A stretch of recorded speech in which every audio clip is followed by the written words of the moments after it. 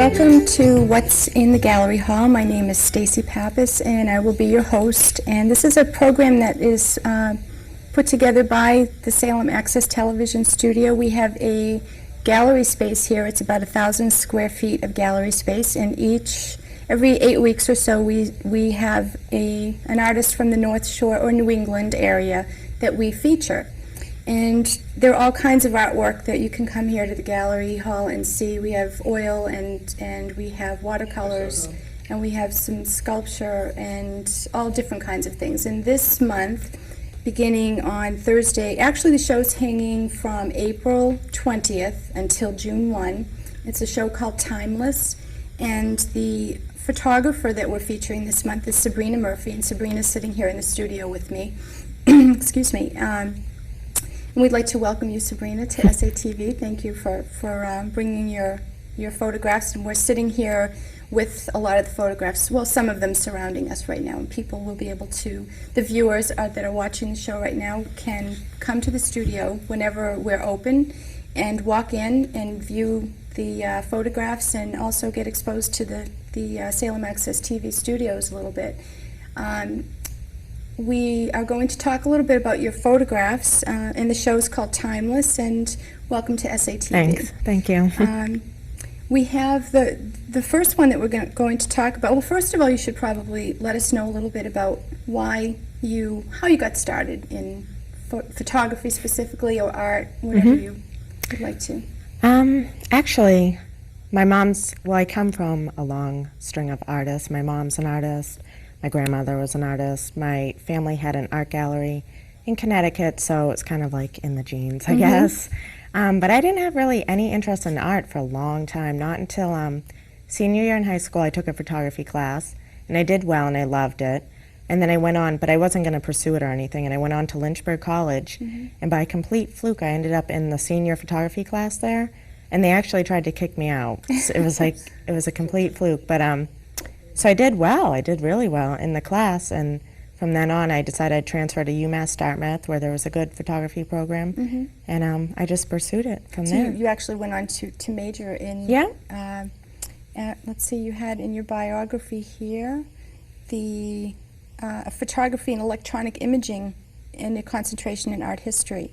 So why did they want you out of the class for photography? Did you not have enough experience to get in? Yeah, well, it was like a senior level class, and as a freshman, since I was a freshman at the time, I wasn't supposed to be in it, but I did well. Good for you. Yeah, I proved that I could be in the class, and I was determined to do well. So it was a challenge. Yeah. Is your mom a photographer also? No, actually, my mom painted. She doesn't do much anymore with art, but yeah, and my grandmother the same, and actually my great-grandmother, but all of them put down their brushes or whatever when they had children. So I do not want to end. My grandmother with my painted. career She was a little bit of the opposite. She picked it up after the did children. she? Yeah, so it was kind of neat. But that's great. So definitely is in your genes then. Yeah.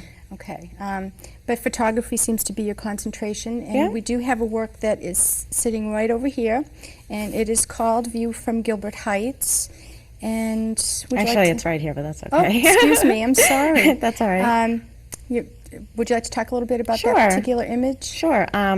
It's taken in Marblehead. It's behind Seaside Park, way in the back where the fitness trail is. I don't know, people from Marblehead may know. And it's looking left down Marblehead Harbor. And actually, the title is not entirely correct because it's not Gilbert Heights. It's near Gilbert Heights. We so. can see it on this monitor right over here. Right. And, Yeah. it's not Gilbert Heights? Does it have another Well, name?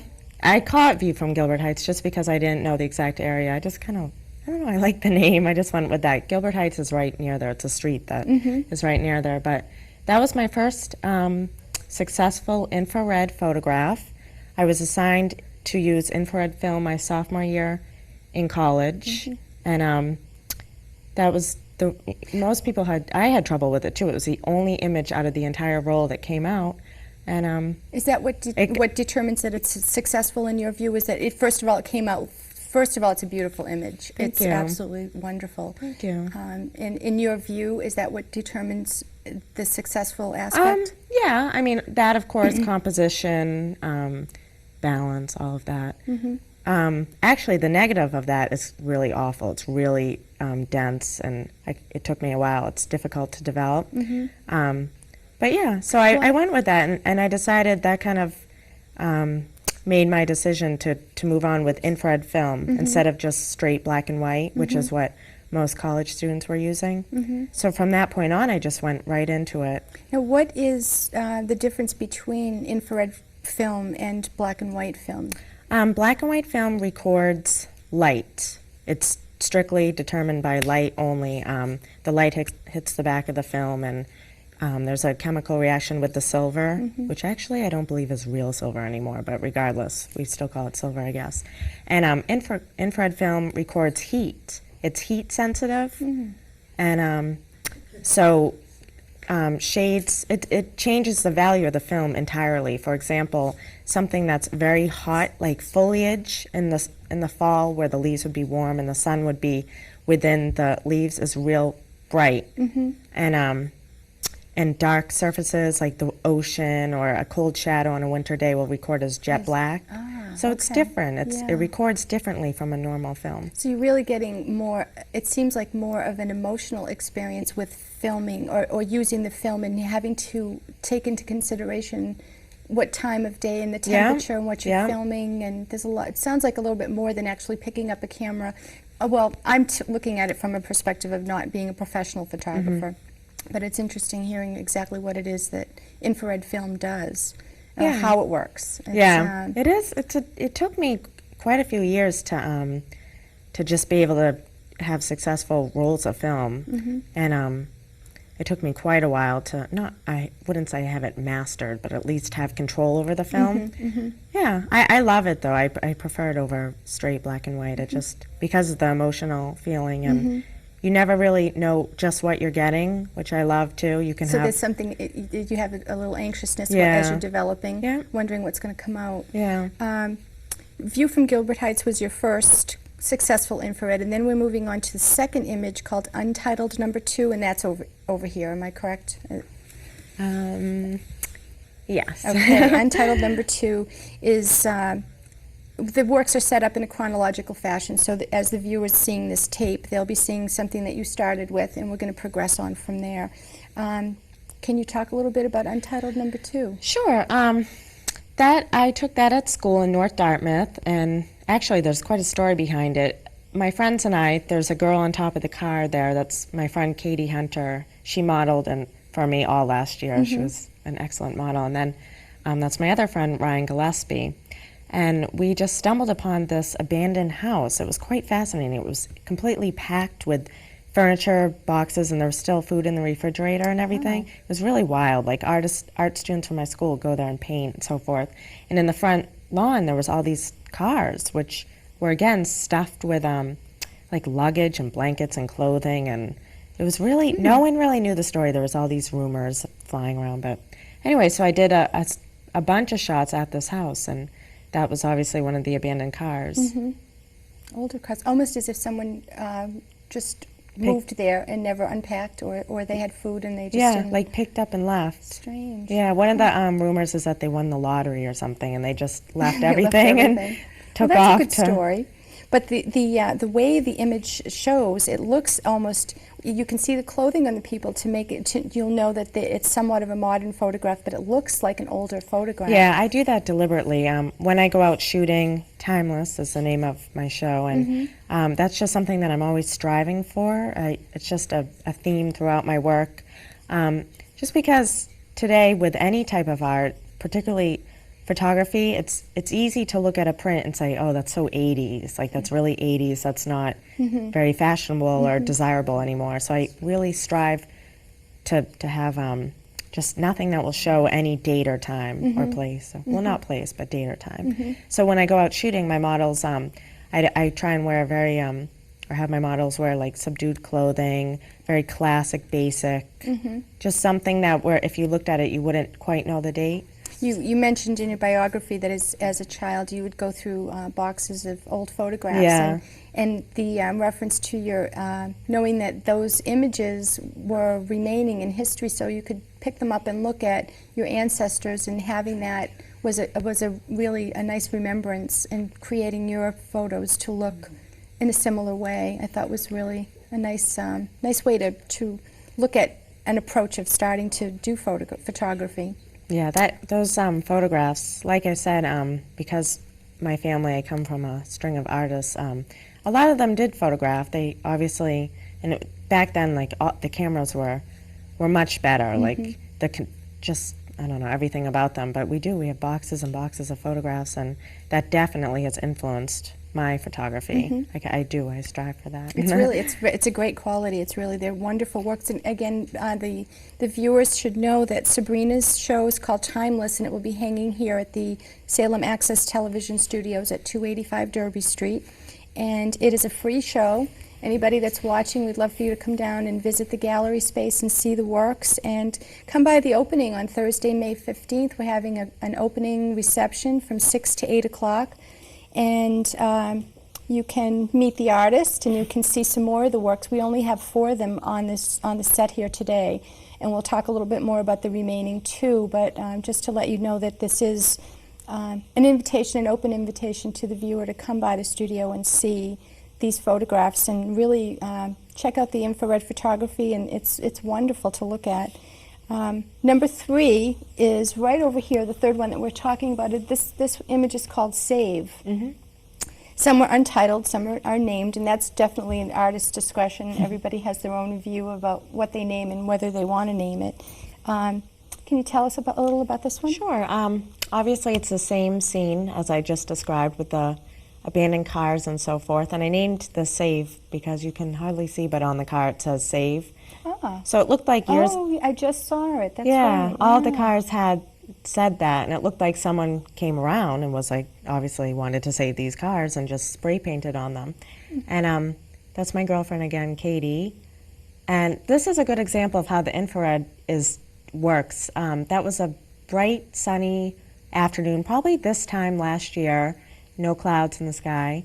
And she is actually wearing a black dress, but in the film it records white because it was so sunny, and because black absorbs so much light, the heat was reacting with that. You always hear that, when you're wearing black in the summer or white in the summer, how they absorb light, and that's black showing absorbs, it visually. Yeah, the black absorbs light, whereas obviously white reflects it. And that scarf that she's holding is white. So, but you don't know what you're going to get at all. That's one of the things, like I said previously, that I just love about it.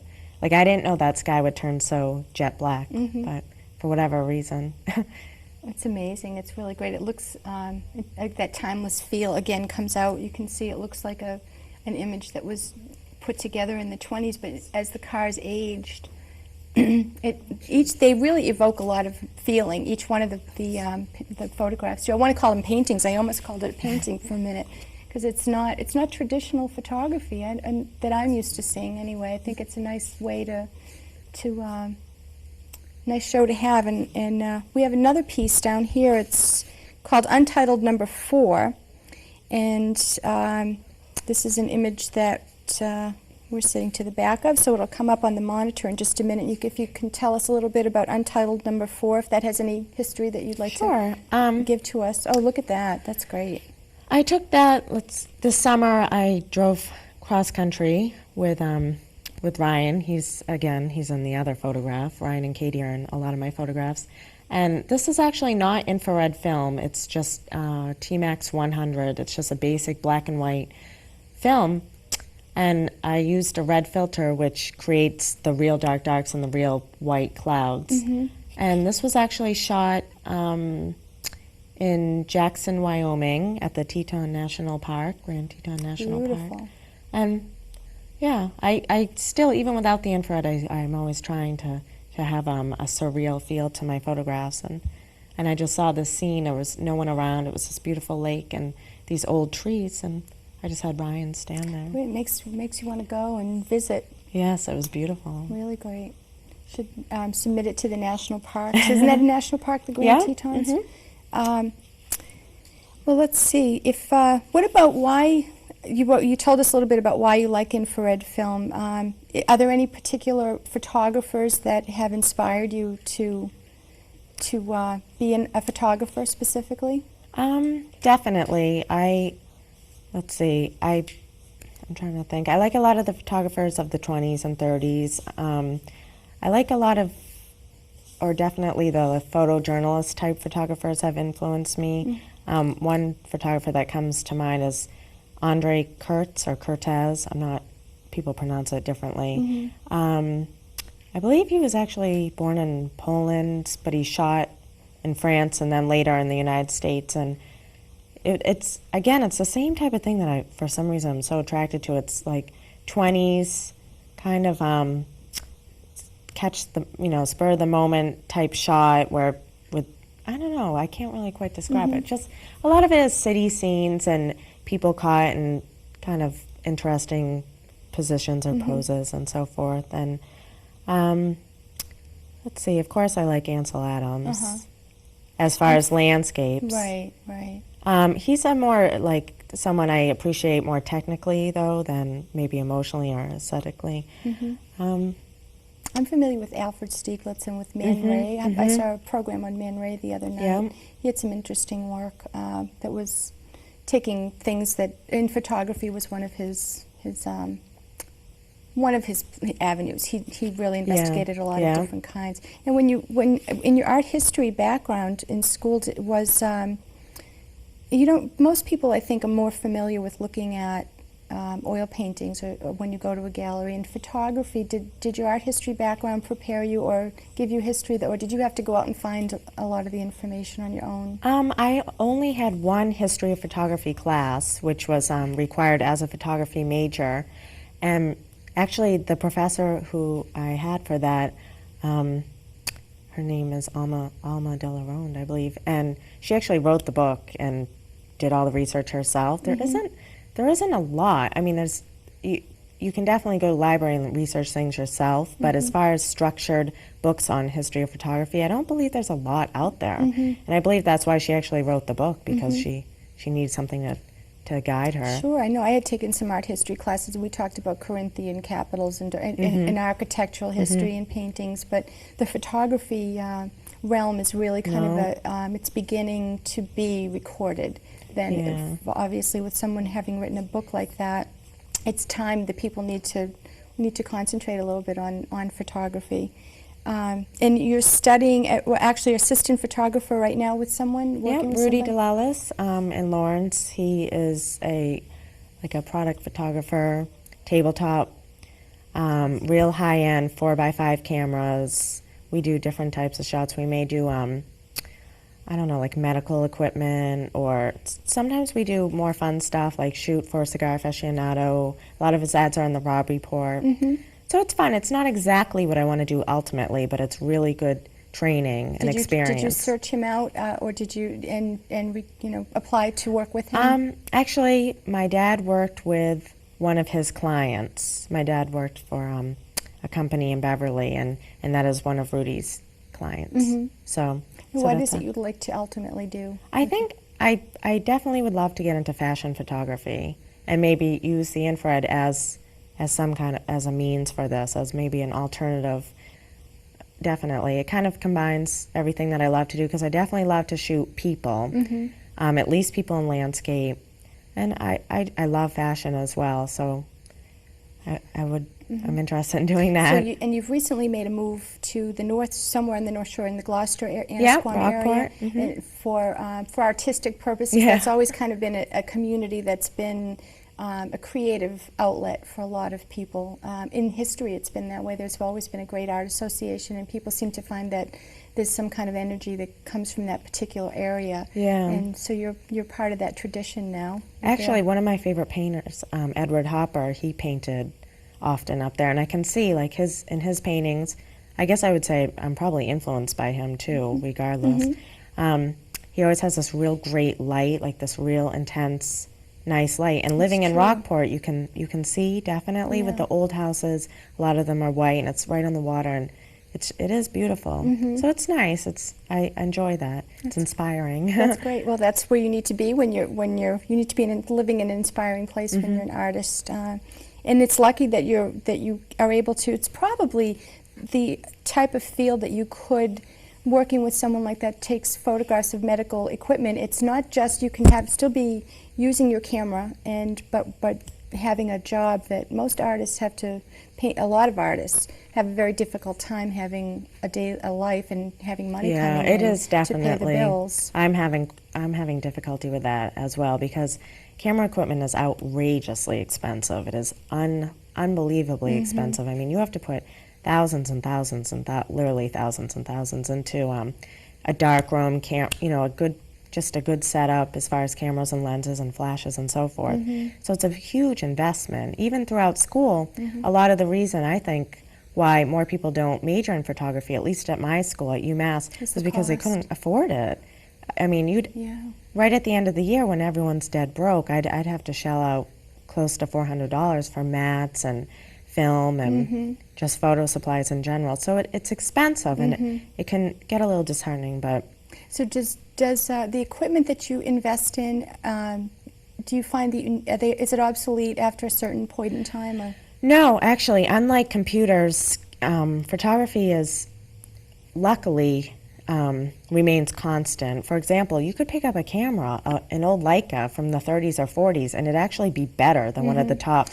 You had commented earlier in the program, you mentioned that the cameras that your parents and grandparents had picked up were better than what we're used to seeing today. Yeah. Or having. Well, just in general, obviously, we can see that now it's like a throwaway society. Right. Nothing's meant to last. Everything's planned obsolescence. Yeah, which I cannot stand. I cannot stand that about the way life is today. But yeah, as I was saying, the cameras were just built better. I mean, even for someone where it was just a hobby, they were using an excellent camera, and the film contained real silver. So when the negatives were printed, it was a better print on better paper with real silver and so forth. So that's one of the reasons why those old photographs that I have at my house are still in great condition because Is there anything in particular viewers should know about when you're preserving a photograph? Is there anything that we should do to keep it? To have a photograph remain archival or strive for archivalness in a photograph,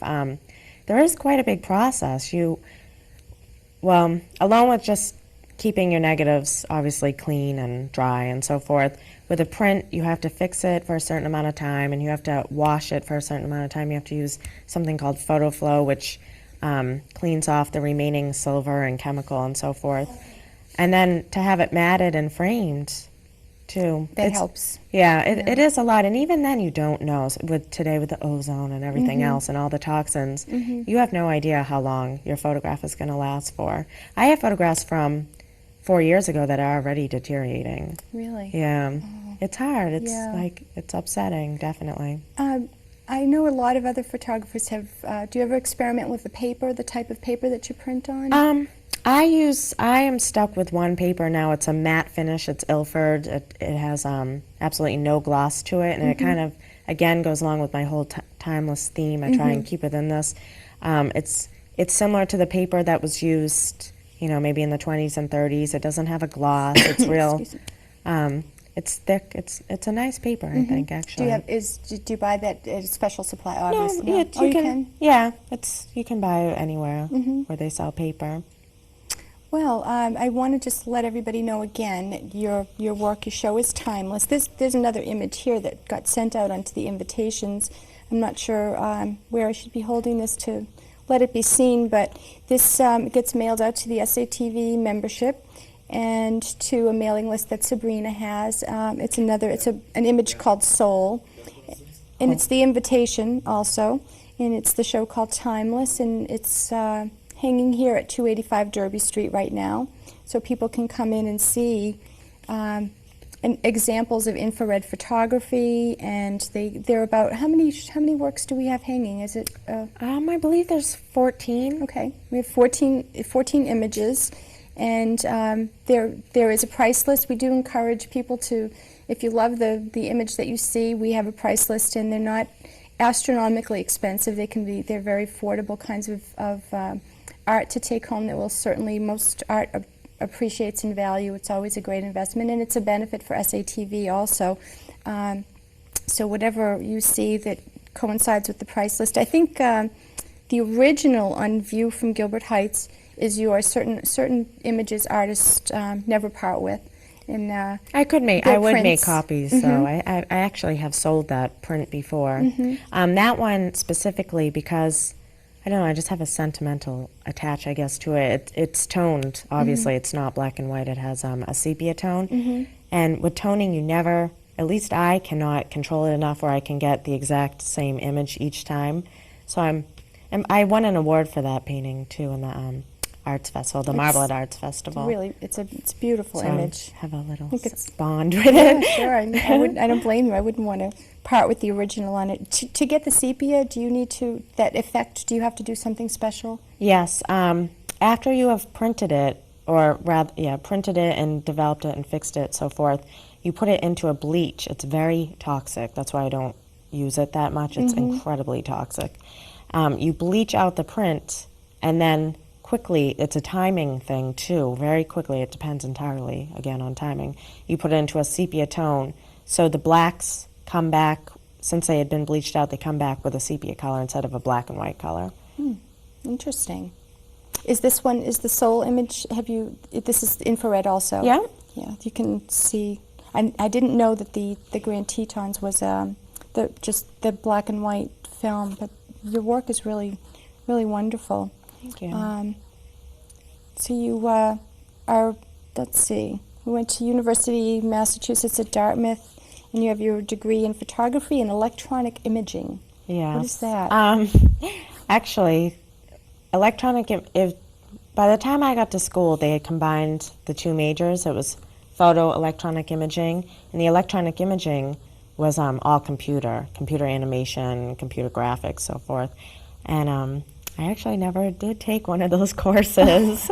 I got out of that. It says on my degree, but I don't have, I went abroad to London for a semester, so that kind of threw me off the schedule, and I just couldn't fit it in, and I never did take it, but they have it on my diploma, so I just say that. Now, what did you do in London? Photography-related work? Yep, I went to school at the American College in London. I studied photography. That was one semester you went? Yeah. Okay. Fall of '93, I believe. Maybe it was '94, actually. '93 or '94. It was a great experience, obviously. Did they have any cutting-edge kind of information that they were giving to you? Or? Not really, actually. I just took basic art classes, a couple different photography classes. I did take a kind of like a history of photo class. It was alternative photography methods. So it just provided you with another new views to photograph. Yes, Yeah. yeah, and I love London. Ultimately, I would actually love to live and work in London and do fashion photography. I would love it, but I'm working on that. Working on that. Well, I just want to let the viewers know, again, we're here with, at What's in the Gallery Hall is the show, and I'm Stacy Pappas. I coordinate the gallery here, and I'm sitting here with Sabrina Murphy. She is the photographer that has taken the images that are now hanging here at the 285 Derby Street Gallery at Salem Access TV. And we have 14 images that are here, and we have a reception on May 15th from 6 to 8 p.m. that we'd love to have the viewers come and take part in, and the show will be hanging until June 1st. And this is an ongoing art gallery hall space, so whenever anyone's passing by the gallery at 285 Derby Street at Salem Access TV, please stop in. As long as the doors are open, the building is open to the public, and you can see the ongoing exhibits and check out the studio space and maybe get interested in producing your own program. Again, I'm here with Sabrina Murphy, and thank you very much for joining us and for hanging your work. It's a pleasure, and it's always a pleasure for the staff and for the people that come in and out of the building to be exposed to different kinds of artwork. And we thank you very much. We appreciate it. Thank you. And thanks again for watching. This is What's in the Gallery Hall, and we'll see you at the opening.